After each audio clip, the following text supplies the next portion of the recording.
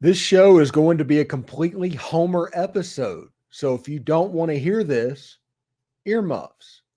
The question is, can Ole Miss go 11-1 and make the playoffs? We'll discuss. This is Locked On Ole Miss podcast. You are Locked On Ole Miss, your daily podcast on the Ole Miss Rebels, part of the Locked On Podcast Network, your team every day.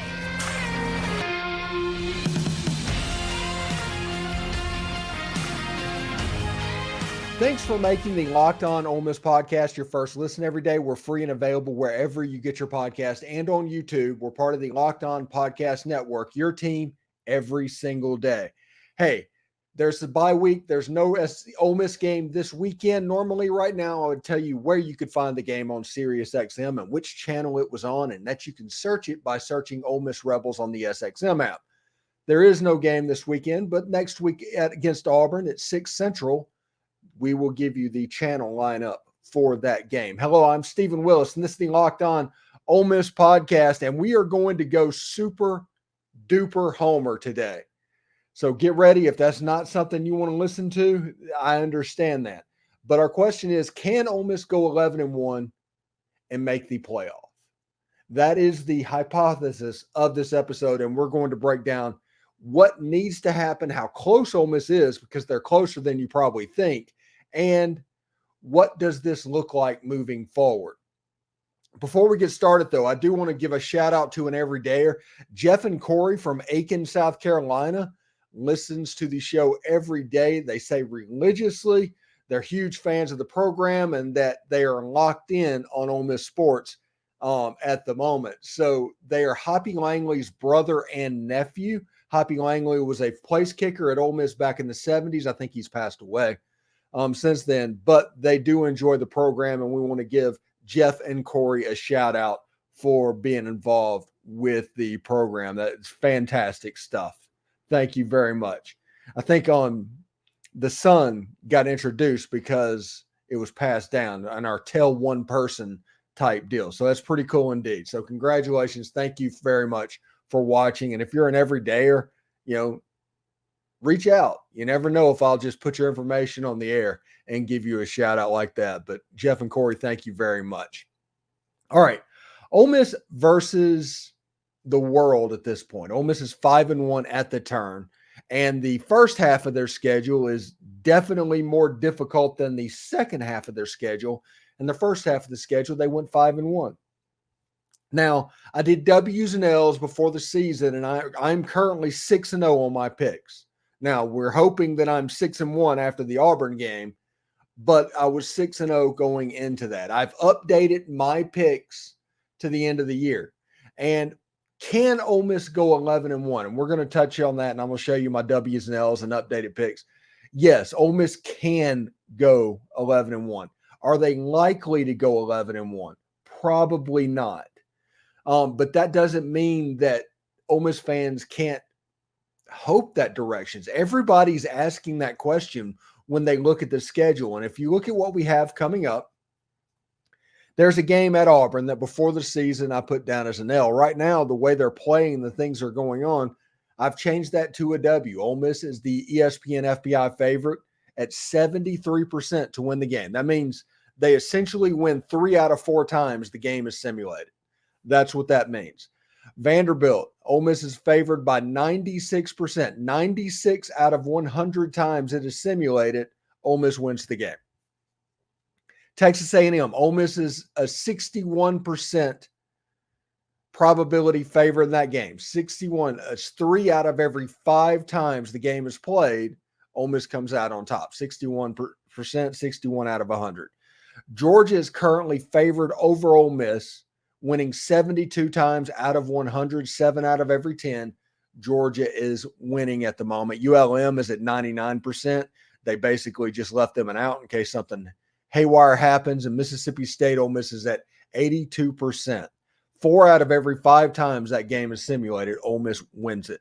And you want to know the desperation that is going on with our friends to the south. Mississippi State is building their NIL collective as we speak, making hires, doing the things that Ole Miss did a while back, Mississippi State is finally starting to play catch up on because reality is starting to hit just a little bit. Now, if you look at this schedule and the way this goes on, like I said, I gave you the probability, but if you want to talk about the real, if you look at Ole Miss's games in the first 6 games, it was offensive explosion, offensive struggle, offensive explosion, offense struggle, offensive explosion, offense struggle. There's no consistency right now on offense. For whatever reason, they haven't put it together yet. So the benefit that everybody needs to realize is Ole Miss hasn't played their best game yet. Now, offensively against LSU, they were dang near unstoppable. 55 points, 700 yards. They were just a machine offensively. But that team didn't show up against Arkansas. And Arkansas has a decent defense. They have a better defense. They have an effort-based defense. Tulane's in the top 10 in rushing. Did y'all know that? And Alabama is up there as well. You have 3 teams, okay? 3 teams that are in the top 50 in rushing, and Ole Miss struggled offensively against all of them. Arkansas, Alabama, and Tulane are all ranked in the top 50 in rushing defense. So I think with the growth and the emergence of Ulysses Bentley IV, I think Quinshon Judkins, they're going to figure out his role. Whenever we put his projected numbers up there, you'll see that at the moment, he is not having a good year, honestly. And if you look at what Jaxson did, Jaxson is having an all-world type year where 4,000 yards total offense is within reach for him against defenses that struggle against the pass. I think to unlock Auburn, you're going to have to take care of their front 7. Now, they're not a top 50 run defense, and their back end is pretty good, but I think you can throw on them, and that's how it's going to get a little squirrely for Auburn in that game. Vanderbilt's Vanderbilt. You should be able to do pretty much whatever you want. A&M's going to be a test, but that secondary, Jalen Milroe made that A&M secondary pay all day. And if Jalen Milroe can do it, Jaxson Dart can open that up as well. Georgia's defense, well, that's Georgia's defense. That's the free shot. The 11-1 game is based off of that free shot.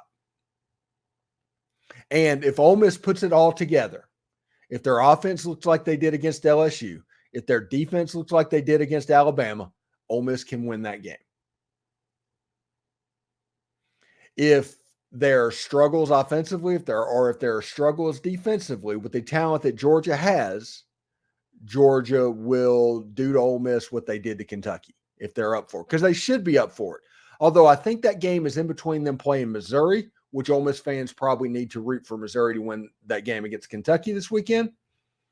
Then they play Ole Miss, and then they go to Neyland Stadium to play Tennessee. And then you have ULM and Mississippi State, which statistically, if you look at the probability, that is the two out of the three most easy games on the schedule at the end of the year. So it should be pretty interesting indeed. I'm pretty fired up about what can happen. If you look at probability-wise, you can see that just game by game and probability, they're thinking Ole Miss can go 10-2. So the question is, can Ole Miss defeat Georgia? And there are a couple of things to where we can get better at. And if they get better at them, all of a sudden this offense is really going to unlock. And if it really unlocks, it may not matter what Georgia does defensively. And if the defense continues to be explosive, we'll talk about that a little bit as well. They have a chance to get the ball back for the offense, because I told you in the offseason, the defense's primary role on this team this year will be to get the ball back for the offense. It's up to the offense to go handle business and do what they are capable of doing. But if the offense does what they're capable of doing, the defense is explosive and forces team to punt. Now, the 3rd and longs need to stop. You do a fine job on 1st and 2nd down of setting up a 3rd and 9, or 3rd and 12. You can't give up those 3rd and longs, and 3rd down conversions have been a wee bit of a concern with Ole Miss's defense for the time being.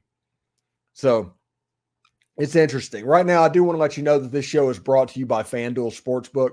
Snap into the action this NFL season with FanDuel. It's America's #1 sportsbook. Right now, new customers can get $200 back in bonus bets guaranteed when you place your first $5 bet. That's $200 back in bonus bets, win or lose. If you've been thinking about joining FanDuel, there's no better time to get in on the action. The app is easy to use. There's a wide range of betting options, including spreads, player props, over-unders, and many more. So visit FanDuel.com/lockedon to kick off the NFL season. FanDuel, an official partner of the NFL. College football season is here, and this season Locked On is kicking up our coverage with Locked On College Football Kickoff. Each Friday, Locked On will go live at 11 a.m. Eastern. Every Locked On College YouTube channel carries it. The College Football Kickoff Live show will cover playoff implications, the conference rivalry games, and go in depth like only Locked On can, including insight analysis from our stable of Locked On College hosts covering their teams every day. Find Locked On College Football Kickoff every Friday at 11 Eastern on any Locked On College YouTube channel. You won't want to miss it. All right, so in the first segment, we kind of broke down the schedule and what it looked like. And if you just go game by game, Ole Miss is a probability favorite in that individual game of 10-2, to go 10-2. The teams that are on the schedule, it's not even toss-ups. The closest to a toss-up is the Texas A&M game, where Ole Miss is a 61% probability leader going to that game. In those probabilities, Ole Miss has won every game this year where they were the probability leader. There's going to be several games towards the end of the season where Ole Miss has the talent advantage over the team they're playing. They have a more talented team than Auburn. They have a more talented team than Vanderbilt.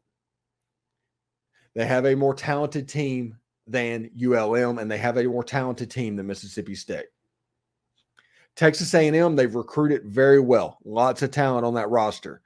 Their issue is kind of between the ears at the moment.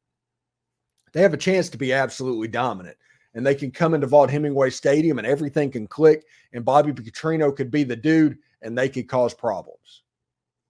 Georgia, we all know what Georgia is. They're the two-time defending national champion. And for whatever reason, Ole Miss is going to play them this year, and they're going to get them at home next year. It's going to be back-to-back years with the Georgia Bulldogs, which, if you're my age or older, the Georgia Bulldog game is an every-year series. It makes sense. It's fine. But if you're younger and you're kind of new to Ole Miss sports, the Ole Miss Georgia game, that's kind of weird. That's kind of a team that you play every 7 years or whatever it's been recently. But when you look at Ole Miss's schedule, probability puts them at 10-2.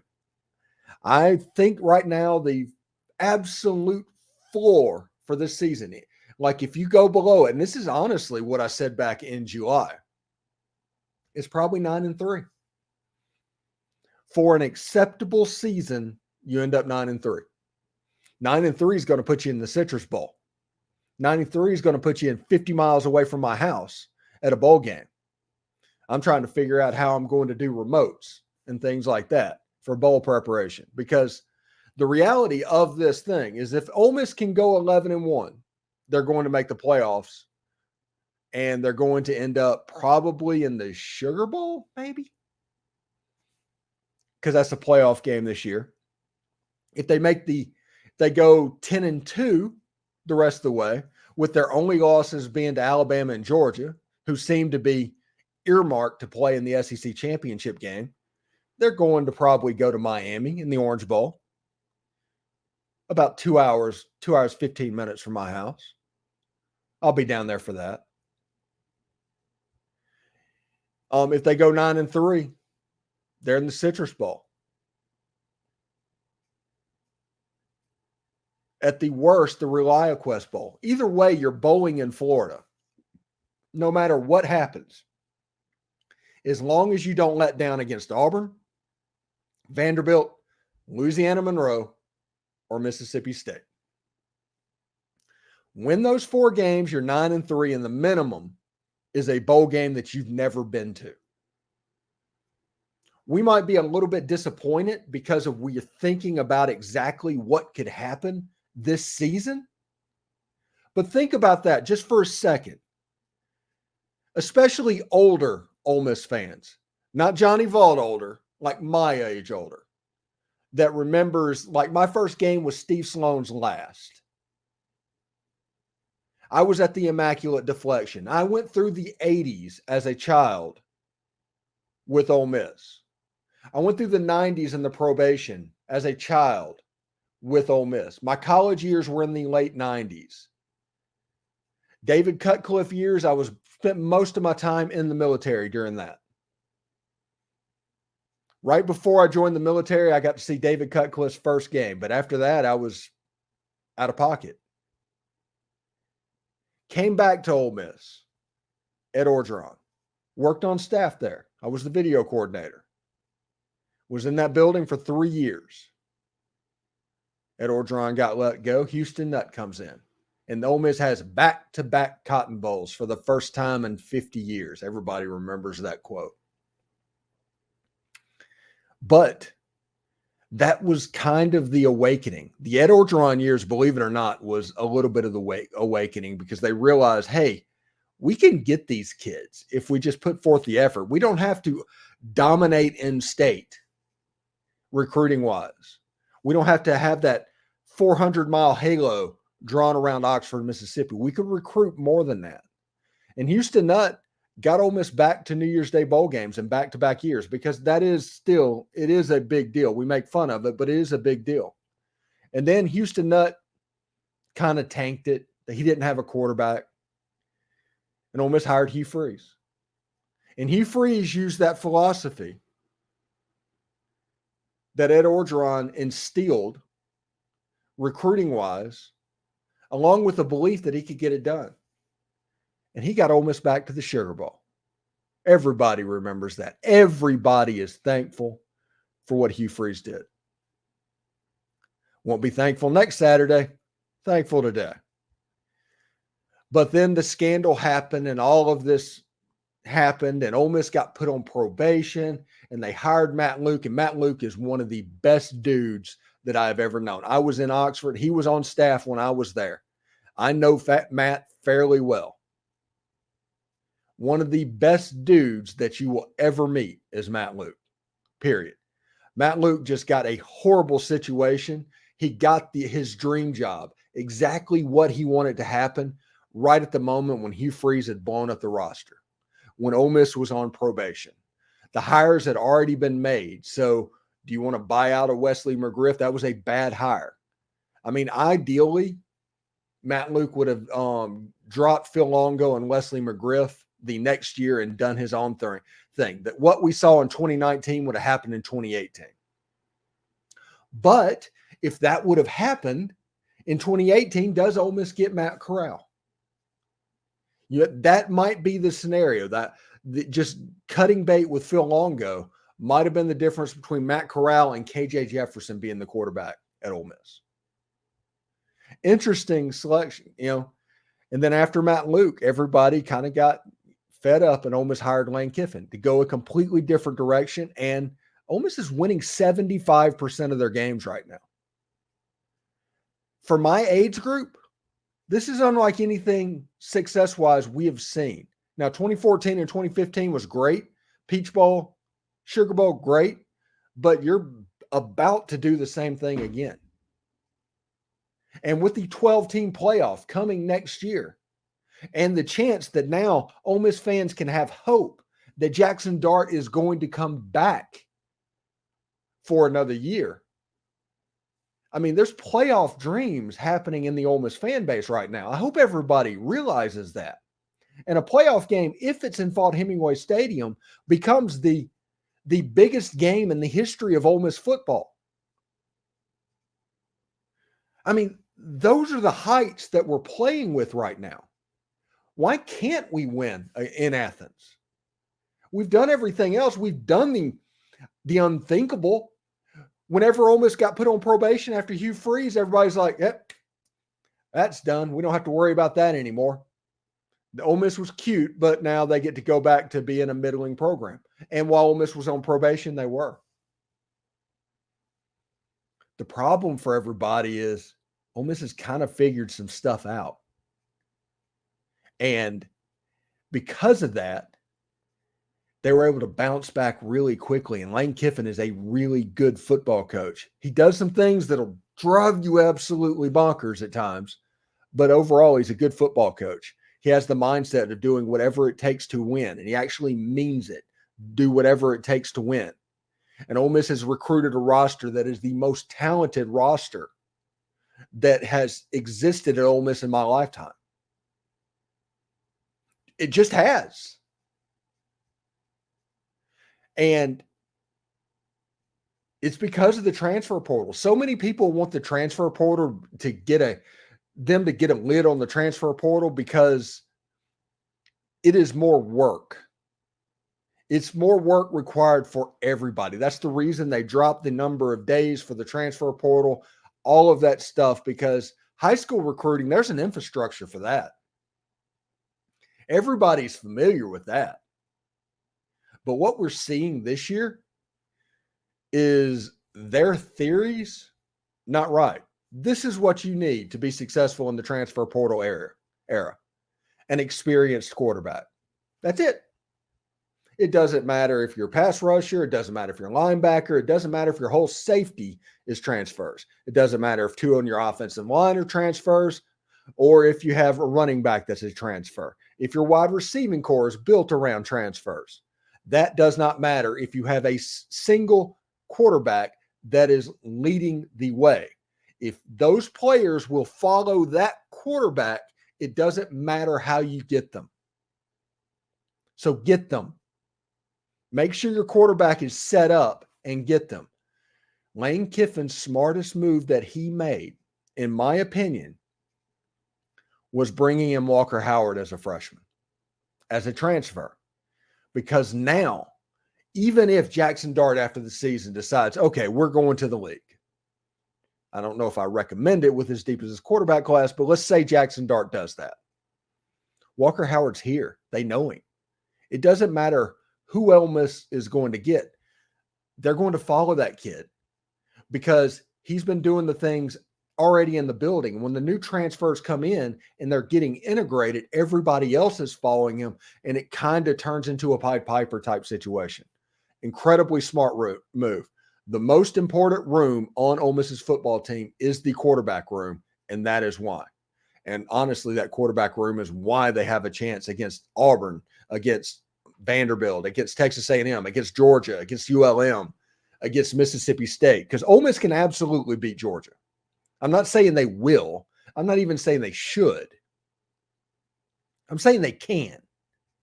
And after you watch the Auburn game, I don't know why you would disagree with that. This is a Georgia team that has sleptwalked through 5 of their games, and now you're going to set them up after they're going in a sandwich game. Now, it's going to be an incredibly hard game. Don't get me wrong. It's going to be a hard game. But Ole Miss can win that game. Should be a lot of fun. This football season is shaping up to be really fun as long as Ole Miss can take care of business against those 4 teams. Now, I do want to let you know that this show is brought to you by LinkedIn Jobs. These days, every new potential hire can feel like a high-stakes wager for your small business. You want to be 100% certain that you have access to the best qualified candidates available. That's why you have to check out LinkedIn Jobs. LinkedIn Jobs helps you find the right team for your team faster and for free. Listen, we're 20 years in now. Everybody knows how to create a social media profile. It's just the way it is. So go to LinkedIn and create a profile. Once you do that, though, add your job and the purple hashtag hiring frame to that profile, and you can spread the word that you're hiring. It's got simple tools like screening questions that make it easy to focus on the candidates with just the right skills and experience so you can quickly prioritize who you'd like to interview and hire. Listen, making the right hire is everything. It's just like college football, honestly. If you hire a poor head coach, in 3 years, you're going to be doing this again. If you hire the wrong team member, you're going to be doing this again in short order. This can have a positive and measurable impact on your business if you make the right hire. It is why small businesses rate LinkedIn Jobs number one in delivering quality hires versus leading competitors. LinkedIn Jobs helps you find the qualified candidates you want to talk to faster. Post your job for free at linkedin.com/lockedoncollege. That's linkedin.com/lockedoncollege to post your job for free. Terms and conditions apply. Normally, this is the part of the show where I tell you to tune into Sirius XM on a certain channel, and you can listen to the Ole Miss game. Now, it's 6 o'clock next week, Central Time, against Auburn. I'll tell you that again. But right now, Ole Miss has a bye week. But if you're interested in other games that are going on this weekend, check out the Sirius XM home team broadcasts of all the teams around the league. Just search whichever team you want to look at. The Auburn Tigers might be something you want to listen to this week. They just search the SXM app on Sirius XM. Hi, I'm Stephen Willis, and this is the Locked On Ole Miss podcast, and we are doing a can Ole Miss go 11-1 and make the playoff this year? And the answer is they absolutely can. Now, one interesting thing that Ole Miss gets to deal with is their numbers at the turn aren't as good as they can be. If you look at Jaxson Dart, he's projected at 214 for 334, 32-72, 24 touchdowns passing, 4 interceptions. Just a fantastic year by Jaxson Dart. There's no way you can get around that. He's also tracking for an additional 600 or 700 yards and 8 touchdowns on the ground. That's about 32 touchdowns responsible for, and flirting with 4,000 yards total offense for a season. This is a historic type year that Jaxson Dart is putting up. And honestly, he's probably the reason why Ole Miss is 5-1 right now. If you look at Jordan Watkins, everybody forgets about Jordan Watkins. Everybody forgets about Dayton Wade more than Jordan Watkins, honestly. Dayton Wade's doing a fantastic job as well. But Jordan Watkins is on pace for 72 catches, 1,072 yards, and 4 touchdowns. Jordan Watkins has been Mr. Consistency and is a big reason, honestly, why Ole Miss got the W Saturday night. If you look at Ulysses Bentley IV, he's on pace for 74 carries, 556 yards. Now, I imagine those carries numbers are going to go up in the second half of the year. I just genuinely think that. I think that 556 is going to be low. I think the touchdown is going to be low. He is showing himself as too much of a weapon. So if you want a player that numbers are going to go above what is expected for him, this is a good example of that. And the other one is Quinshon Judkins right now. Quinshon Judkins is on pace for 216 carries, 883 yards, and 6 touchdowns. That's not good. Now, we're going to play against teams, and there's always a chance he could wake up, and he had the big game against LSU. But 441 yards or whatever he has at the midway point is probably not good enough. So we'll see exactly what he can do. I expect Quinshon on the goal line. He's doing a very good job. Basically, the Wildcat formation on the goal line, that's like a guaranteed score at the moment. Should be interested. But if you look at defensively, sorry about that. If you look at defensively, we talked about this defense being explosive. They're on pace for 44 sacks and 94 TFLs this season. 44 sacks and 94 TFLs. If this was 2022, that would be good enough for 4th in the nation in sacks and about 11th in the nation in tackles for loss.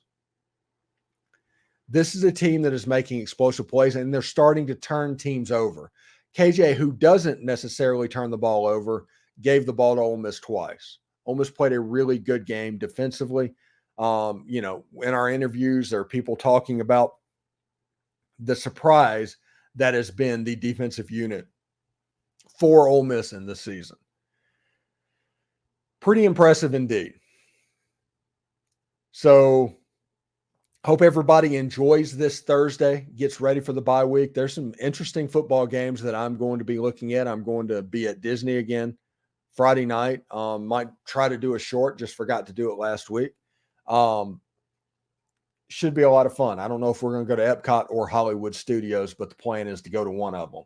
Anyway, I hope everybody has a good time, and thank you. Thank you so much for making the Locked On Ole Miss podcast your first listen every day. your Ole Miss morning show. We're free and available wherever you get your podcast, including YouTube. We're part of the Locked On Podcast Network, your team, every single day.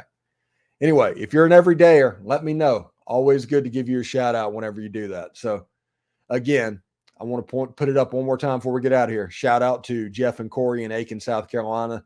Apparently that's Hoppy Langley's brother and nephew, who was a kicker at Ole Miss back in the 70s. That's Aiken, South Carolina. Hope everybody has a good day. I mean, today's a lot of fun. We're doing the bye week. We have a lot of interviews to go. See them going up throughout the weekend. It's not going to stop. It's Ole Miss every day. It's a lifestyle. We mean that. And so we're treating this almost like it was off season. That's what we're doing. So thank you very much for tuning in, and we'll talk to you later. Hotty toddy.